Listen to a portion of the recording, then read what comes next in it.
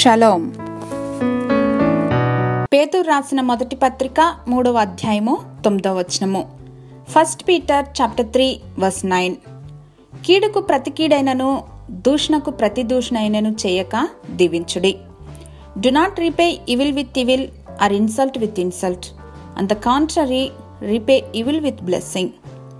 మనకు హాని చేసిన వారి పట్ల ఏ రీతిగా వ్యవహరించాలో పరిశుద్ధ బైబిల్ గ్రంథం స్పష్టంగా ఇన్స్ట్రక్షన్స్ ఇస్తుంది.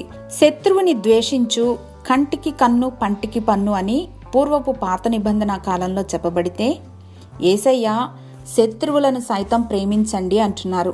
వారి కొరకు ప్రార్థించండి, వారిని దీవించండి అని కూడా చెప్తున్నారు.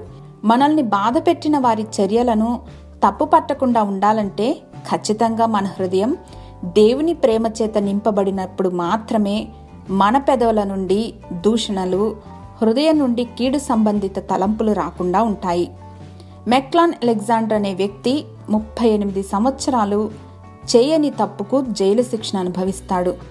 చివరికి అతడు నిర్దోషిగా జైలు నుండి బయటకు వచ్చి తన యథార్థ హృదయాన్ని ఇలా చూపిస్తాడు: కోపంగా ఉండటానికి నాకు సమయం లేదు అని. We ought to extend forgiveness to others. ఎదుటివారి తప్పులను ఎత్తి చూపకుండా దేవుని దయతో వారిని అంగీకరించడం అలవర్చుకోవాలి. ఆనాటి యోసేపులాగా. దయామయుడైన మా తండ్రి, మీ ప్రేమ లోతులను రుచిచూచిన మేము ఆ ప్రేమ పరిమళాలు మా జీవితాల ద్వారా వెదజల్లేవారుగా మమ్మల్ని ఆశీర్వదించమని యేసు నామంలో వేడుకొని పొందుకొని మా ప్రియ పరలోకపు తండ్రి. ఆమెన్.